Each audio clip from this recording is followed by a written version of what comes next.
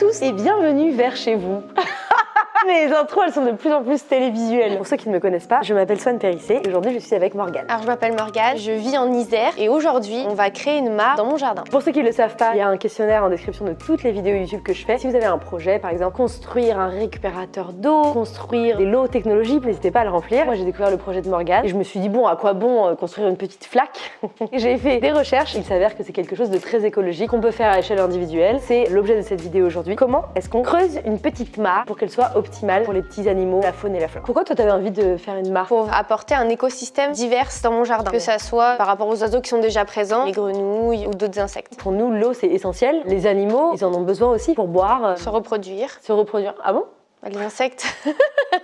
Les insectes, ils se reproduisent dans l'eau? Les insectes, ils mettent leurs œufs dans l'eau. Donc apparemment, c'est aussi bien pour avoir des relations sexuelles. La meuf qui arrête. Stop Swan! Stop, n'importe quoi! J'ai ici quelques petits chiffres écologiques. Petit quiz. En un siècle, combien de pourcentage des mares ont disparu? Je dirais 70%. 90% des mares ont disparu. Ouais. Et en France, 50 à 60% des mares ont disparu. Les microzones humides, comme celle qu'on va créer, abritent 15% des espèces protégées. 41% des espèces d'amphibiens sont menacées dans le monde et 23% dans la France. Donc en gros, les grenouilles meurent. Ouais. Et je vais vous expliquer pourquoi. Il y a 3 causes principales des espèces menacées. La première cause, c'est artificialisation des sols. On enlève tout ce qui est végétation, on met du goudron, du béton et des supermarchés et les animaux n'ont plus d'eau où se reproduire, dormir, boire, etc. Si autour de chez vous il y a des projets d'artificialisation des sols, construire un grand parking, un grand magasin, etc. Renseignez-vous parce qu'il y a sûrement des luttes autour de ça et c'est vraiment l'une des choses qui est les plus polluantes en France, c'est qu'on met du goudron partout. La deuxième cause de mort des amphibiens et des petits animaux des mares, c'est le rejet de trucs polluants dans les sols. Produits phytosanitaires, des engrais, des métaux lourds. Les agriculteurs, les industriels rejettent ça dans les eaux et dans les terres. Ça détruit tout un tas d'animaux. Et la troisième raison, c'est l'introduction d'espèces super exotiques dans les milieux naturels. Je sais pas si vous avez entendu parler du frelon asiatique. C'est le même délire. C'est en gros des animaux qui ne sont pas faits pour être en France, qui sont en France à cause de la mondialisation. Mais du coup, ça détruit les écosystèmes. Donc en fait, c'est super écologique de créer une mare et on le fait pas pour avoir des poissons. On n'aura pas de poissons parce que ça peut détruire l'écosystème de la mare qui va se créer naturellement. Là, on va créer un point d'eau pour les batraciens, les petits reptiles. On fait pas un bassin pour avoir des poissons rouges comme on peut voir dans les mares un peu décoratives. Donc là, c'était le côté un petit peu théorique. On va vous expliquer toutes les étapes pour construire la mare. On va creuser à plusieurs niveaux. Donc là, vous pouvez le voir, on va faire un niveau de 25 cm, un niveau de 50 cm et un niveau d'1,20 m de profondeur pour pouvoir planter plein de types de plantes qui vont être des plantes filtrantes nécessaires à la survie de l'écosystème dans la mare.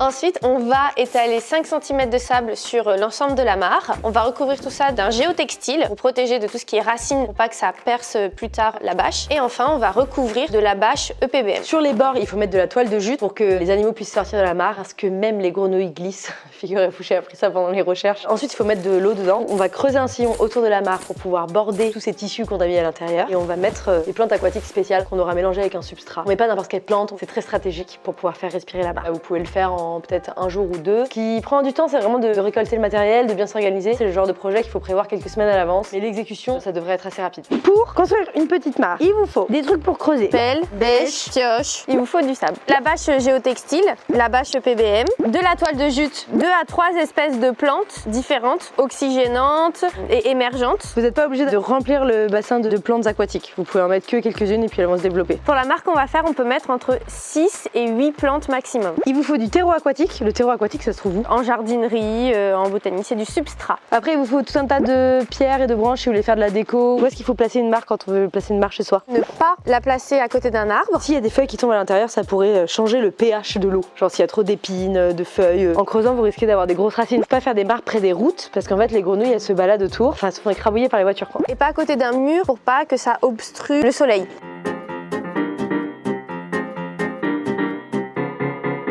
Ici, on va faire la mare comme ça, en forme de L. On veut pas faire une mare parfaitement circulaire ou parfaitement rectangulaire. Ça reste un petit peu naturel et c'est à côté du potager pour favoriser la biodiversité. Marie, Morgane, Brandon, je prononce bien, Brandon, un peu à la française, un peu à l'américaine.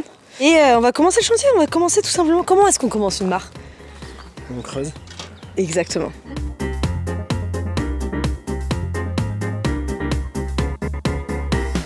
On découvre plein de choses quand on creuse, hein. Regarde, mais clairement il y a un mur de briques là. On va se débrouiller pour que ce mur délimite notre premier palier. Et on fait avec la nature, hein. Donc peut-être qu'on trouve des vestiges, hein. Peut-être il y a une momie, genre. On a réussi à creuser à 25 cm la première couche. On a fait tous les bords, donc on voit à quoi ça va ressembler la petite mare d'amour. Et on va creuser plus profond avec 50 cm. Bon allez, on se remet au boulot.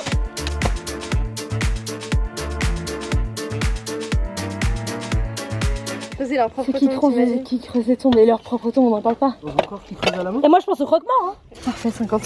On va devoir faire un trou d'1,20 m de profondeur sur cette surface là. Ça c'est une barre à mine et ça permet de creuser dans les terres notamment dures. Tu tapes avec une masse. Après du coup tu fais des mouvements comme ça, droite, gauche, un peu dans tous les sens. Vas-y, remonte les mouvements. Et tac On tac. dirait que tu fais de la pole dance. Voilà, c'est sexy.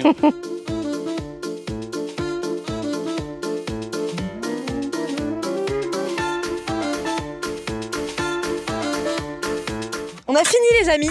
Il y a encore une prisonnière qui travaille en bas. Il y a clairement le truc de 25 cm. On a essayé de faire des descentes soft. Le but d'avoir fait bien sûr les pentes, c'est que les petits animaux qui vont venir vivre ici puissent sortir facilement. Mais il faut quand même qu'il y ait des surfaces planes, genre ici, là il y a le petit minou pour pouvoir planter les plantes. Et en dessous là c'est le trou de 120 cm.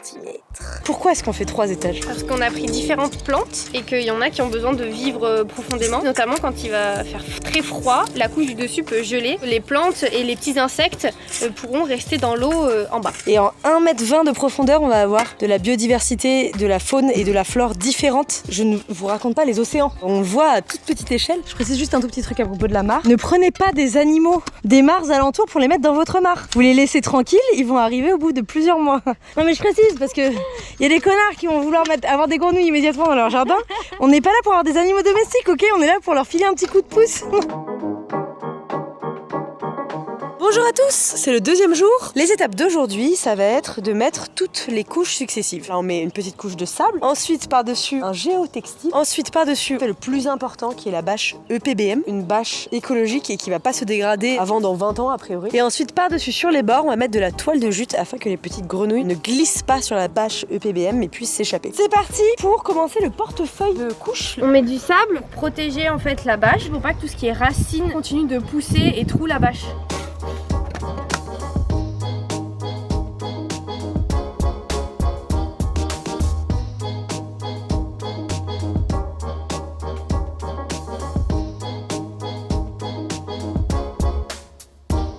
Il est venu l'étape du géotextile qui empêche les racines de pousser. On essaie de les mettre sur notre mare.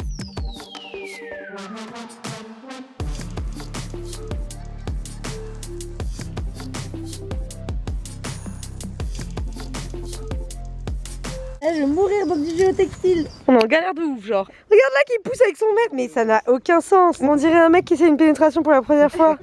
C'est là que ça fait du bien, mais juste du bout des doigts, genre c'est terrible. Pour accrocher le géotextile en haut, on a décidé de mettre des espèces d'agrafes géantes. On a mis le géotextile. C'est parti pour installer le PDM. On a choisi de mettre une bâche EPDM ici, même si on aurait pu faire une mare naturelle avec de l'argile. Sauf que ici le sol n'était pas argileux. Donc si chez vous c'est de l'argile, vous pouvez creuser une mare. Faites exactement comme nous on a fait, sauf que regardez quand il y a de la pluie, si l'eau elle reste à l'intérieur, reconsolider en mettant de l'argile plus sèche, faire des mélanges, essayer, etc. Et nous on a choisi la facilité entre guillemets, mais la facilité la plus écologique. Faire avec la nature ça demande beaucoup plus de temps.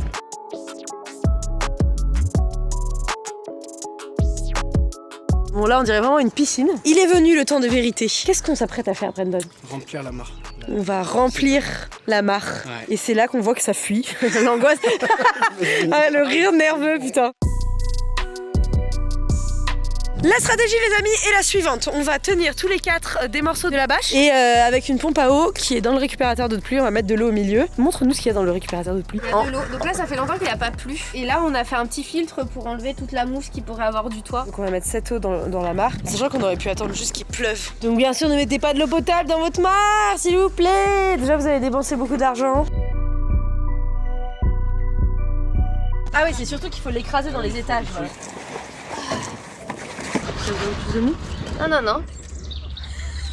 Moi non plus. Ça n'a aucun sens ce qui se passe. On dirait vraiment un rituel chelou. Par contre...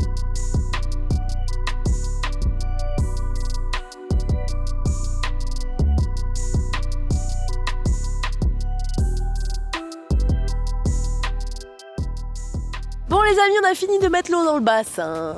On va mettre de la toile de jute. Pour les petites grenouilles. Faut pas qu'elle glisse là et qu'elle se noie.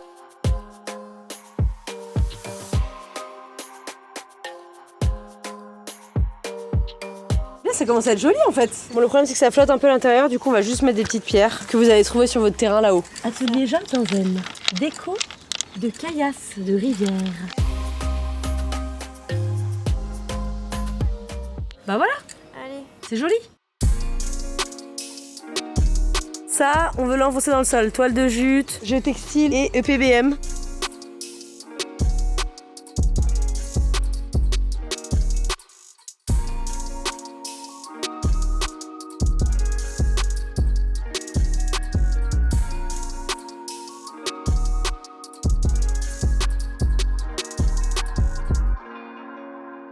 Regardez comme c'est beau, on a tout bordé. Et maintenant, on va préparer les plantes pour pouvoir les planter. Ça pour avoir des grenouilles.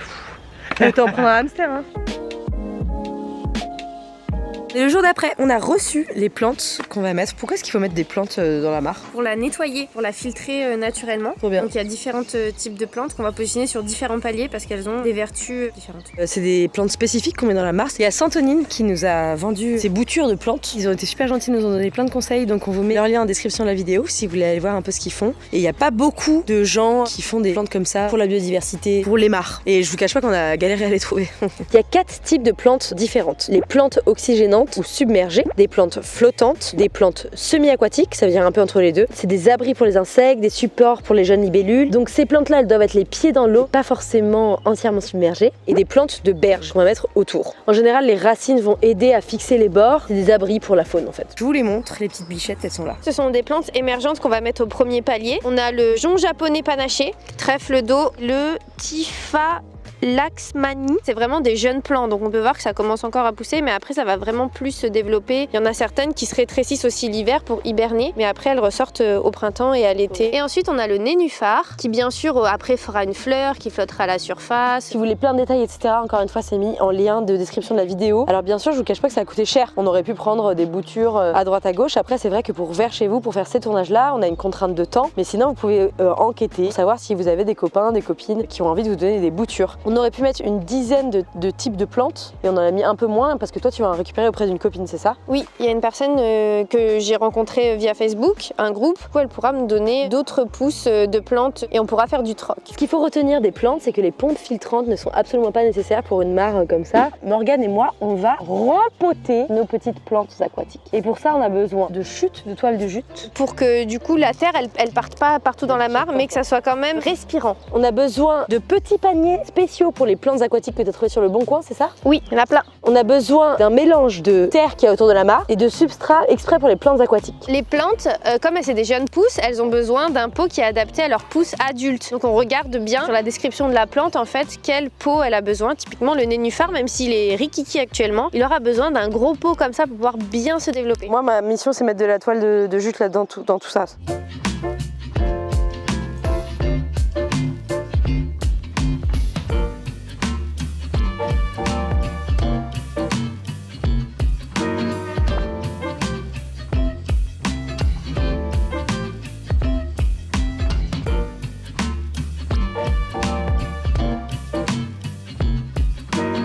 Donc on a tous nos petits pots et on va mettre le mélange à l'intérieur. On fait un mélange de quoi, Brandon? C'est 50-50 entre substrat et terre végétale. La terre qu'il y avait autour de la mare.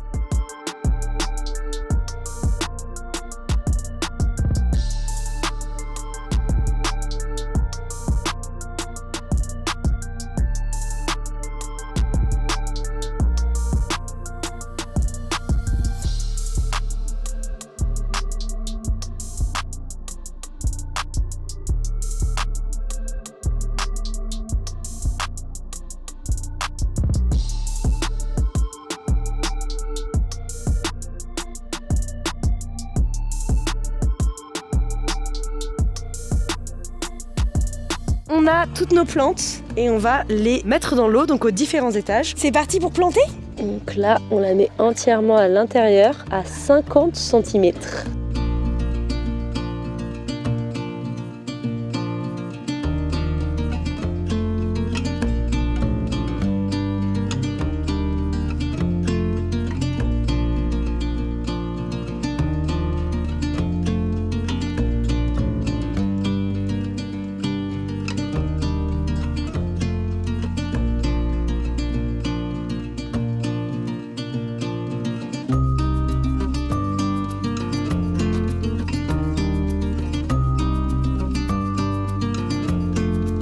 Trop stylé. C'est trop beau quand on voit le résultat final. On s'imaginait ça, mais c'est encore plus beau quand on le voit en vrai. T'es contente? Oui. On a rajouté ce petit détail qui n'est pas des moindres. Une petite pompe qui fait effet fontaine. C'est très très chic. Et qui marche avec un panneau solaire. En Isère, ça gèle et c'est pour que ça gèle pas. En fait, quand l'eau elle bouge, ça gèle pas. Vous êtes content?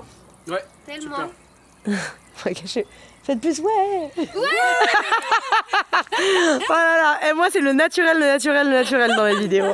C'est la fin de cette vidéo. On a fait une belle mare, c'était cool. Ça t'a plu?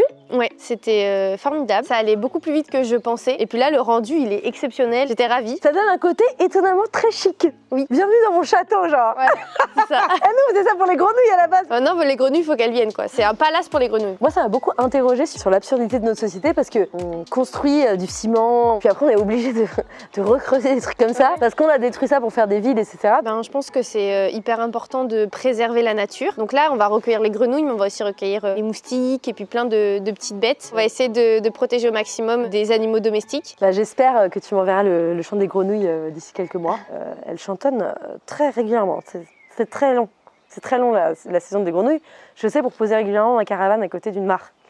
Dans un éco-village dans lequel je vais régulièrement, c'est très bruyant. Alors, on peut parler du coût. Ça a coûté super cher de faire ce projet, je trouve. C'est juste pour vous dire, encore une fois, quand vous avez du temps, bah, ça peut coûter moins cher. Faire une mare dans votre jardin, si vous n'avez pas un sol argileux, ça coûte cher. Ce qui coûte le plus cher, c'est le PBM et les plantes. Mais les plantes, c'est pas forcément facile à trouver. Donc en tout, là, on en a eu pour 350 € à peu près. Je vous mets les postes de dépenses en description de la vidéo. S'il vous plaît, les tatillons, les tatillonnes, ne critiquez pas ça. Moi, je vous dis en toute transparence qui a coûté cher. Il y a autre chose que je voulais absolument vous dire. Il n'y a pas trop de lois autour des mares. Vous pouvez pas faire des gigantesques mares. Mais si vous avez des jardins en ville, vraiment, n'hésitez pas à le faire. Il n'y a pas de loi qui vous interdit de faire des mares, mais vous pouvez faire discretos une mare. Voilà, c'est de la désobéissance civile. Peut-être les voisins sont pas très contents avec les grenouilles. Moi, j'ai adoré faire ce projet avec toi. C'est très satisfaisant. En plus, c'est très satisfaisant visuellement. Enfin, on peut se flatter un peu en disant que c'est trop la classe. Je suis venue chez toi et toi, t'as déjà plein de trucs écolos, récupérateur d'eau de pluie et des petits panneaux solaires par-ci par-là. C'est aussi une expérience sociale. On partage. Tu nous as apporté plein de choses qu'on ne savait pas. Bah, vous pareil. Ce que vous voyez pas, c'est qu'il y avait plein d'animaux avec plein d'amour et plein de zéro déchet partout. Ben, merci d'avoir regardé cette vidéo. Allez voir la page de Morgane. Puis abonnez-vous à cette chaîne vers chez vous. Moi dans la vie je suis humoriste, donc si vous voulez vous abonner aussi à ma chaîne, dans la vie je m'appelle Swan Périssé et vous pouvez appuyer sur la cloche pour avoir les petites notifications.